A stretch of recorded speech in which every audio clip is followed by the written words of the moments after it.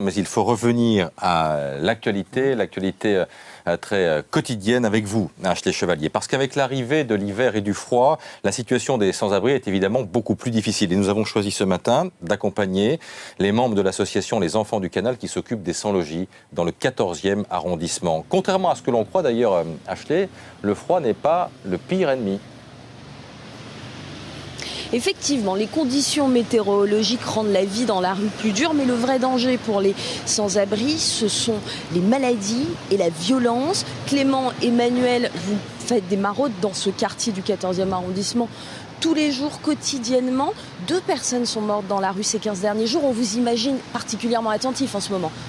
On a une attention qui est quotidienne. Nous, on tourne tous les jours. Alors, on se doit de connaître notre secteur. On a plusieurs secteurs d'intervention. Quand on voit une personne dont la situation est particulièrement préoccupante au niveau de la santé, là, on fait des signalements. Mais notre vraie difficulté, elle est toute l'année. C'est vraiment la santé des personnes et l'accès à l'hébergement qui est le plus compliqué. D'ailleurs, ce qui me frappe, c'est que vous n'avez rien, vous êtes tous les deux, vous n'avez pas de couverture, vous n'avez pas de nourriture. L'idée, c'est de renouer le dialogue.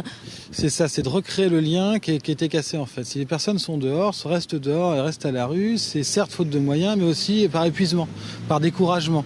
Et nous, notre travail, c'est justement de casser ce découragement et d'essayer de leur faire croire dans un espoir possible pour trouver des solutions. Voilà. Quel genre de solutions? Quelles sont les solutions quand on est à la rue? La première des solutions, c'est l'hébergement. Et c'est bien ça ce qui coince, c'est qu'il n'y a pas de place d'hébergement. Il n'y en a pas suffisamment.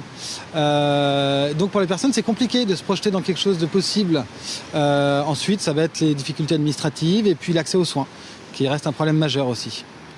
Nous allons aller tout à l'heure dans un centre d'accueil de jour parce qu'en plus de la maraude, Manuel et Clément proposent aux SDF de venir dans un centre d'accueil provisoire pour pouvoir se reposer, prendre un café et justement effectuer les démarches dont ils viennent de parler.